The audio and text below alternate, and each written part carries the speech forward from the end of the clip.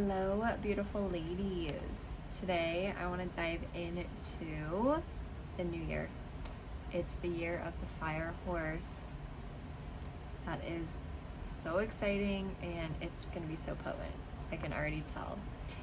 And I want to just talk through what the fire horse represents and why this is important for you, for me, for us as women collectively. And I started by writing down a few things that horses represent to me. So if you don't know me yet, my name is Lexi. I am a women's functional gut and hormone coach. I own Fierce and Feminine, and I work alongside a team of clinicians who work in my practice to support my clients. And I ride horses. I grew up a hunter-jumper rider. And so I still have a horse, and I was out today with her, and I didn't ride actually. It was such a beautiful scene that I was witnessing as I got out to the barn today. She was in her pen with two of her friends, and it was girl time. She's in a pen full of mares. And I could just feel that like fiery but soft energy. And so I just went in there and I hung out with them for a little bit, and it was beautiful. But then I got back home and I was like, what do horses represent to me? And so to me, they represent freedom, power, sensitivity, and leadership. And I thought, what better themes to be really leaning into as we step into this new year. And now this year is the year of the fire horse. And so I looked it up, and really the fire horse, and we're going to go into each of these, it's about identities shifting. And I don't know about you, but I can feel that deep with my soul. My soul's like, who should I become? What should I be? Who am I? Right? And it's manifesting through the clothes that I wear. I'm like, want to purge my whole closet. I'm like, yeah, get rid of all this stuff.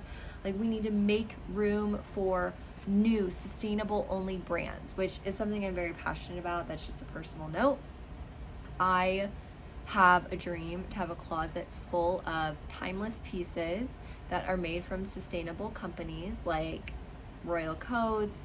There's some shops in Nosara that I'm absolutely in love with, Reformation, right? I really love these brands that are focused on keeping this world a better place, right? And not overproducing, not mass producing. And I just want to have a really like simple closet that just has things that I can pull out all the time, right? I think they call that oh my goodness. Oh, capsule wardrobe. Yeah, capsule wardrobe. But I want it to be my style, not what you would probably think about as capsule wardrobe.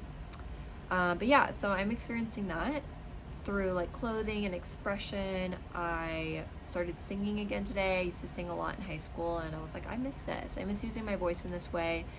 I'm really getting into calisthenic work. I was a gymnast growing up, so it's kind of like I'm just returning back home into myself of who I've always been. And then obviously through college and like being in my young 20s and now in my upper 20s, like I just have gone through so many of these phases and different identities that I stepped into. And now I'm just feeling this pull to come back home to myself, really understand what is Lexi like, what does Lexi need, and live into that truth. So are you feeling this pull too? I want to know. All right, then we have independence. Right? So what does independence look like for you? Are you truly living a independent life?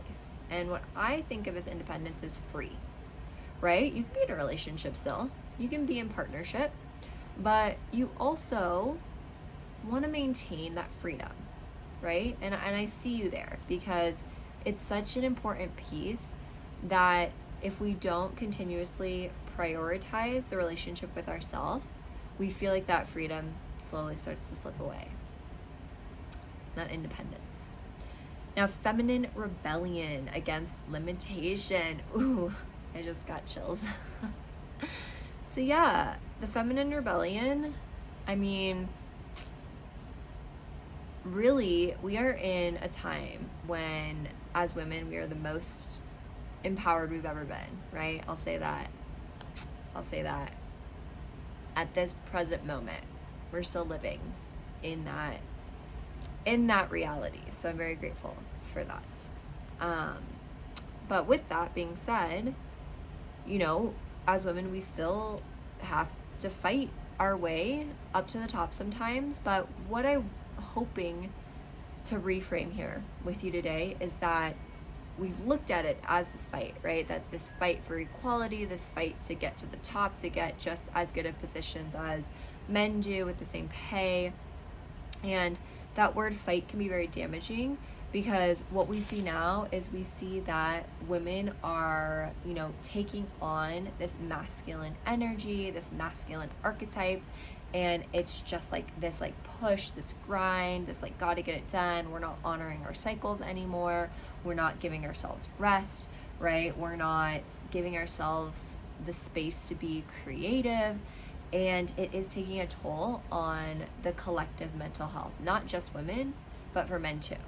All right. And we can talk about that a little bit later, but I really want to focus on a woman's role here and how a woman is experiencing this and how you may be. But the year of the fire horse is really that time to go deep within yourselves and first see what limitations are you placing on yourself that maybe you're not even aware of yet. It's so easy to point the finger and say that person's holding me back, or my boss didn't give me, a raise or promotion, or this friend is saying, mean stuff about me and she's gossiping behind my back, right?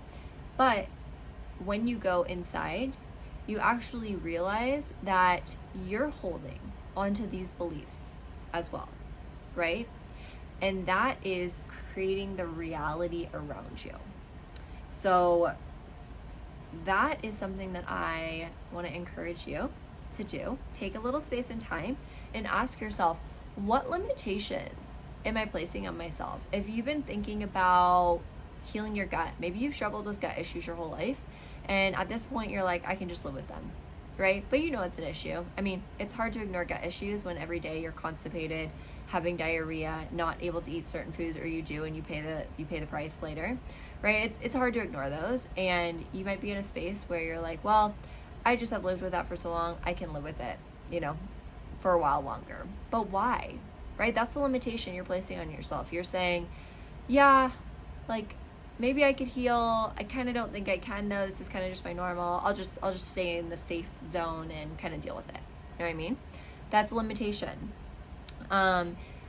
Maybe you've always wanted to be able to wear a bikini and feel really good, feel and look hot AF. Okay. Why is that not a reality for you this year? Are you placing the limitation on yourself? Are you telling yourself you can't do it? Are you telling yourself you don't have the discipline to do it? Right? When I hear women say, oh, I can't do that, that would be too hard, right? It's not that you can't. As humans, we are capable of very hard things. It's that in your psyche, right? Maybe even in your subconscious, you're telling yourself you can't. So you're creating this story that you tell yourself that I can't do this, right? It's going to be too hard. When really you are very capable of it.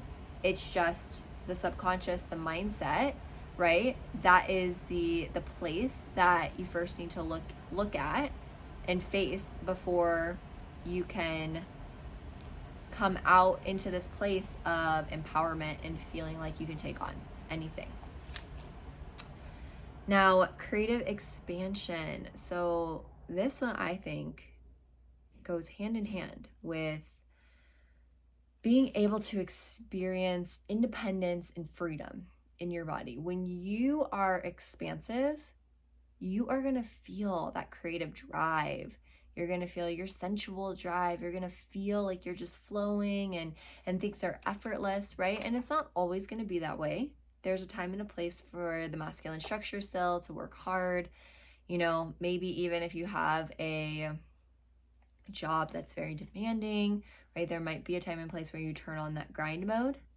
But when you can access true freedom, peace, the creative expansion follows. And that is so important to our life force as women, being able to express, being able to have emotions and not be ashamed of them.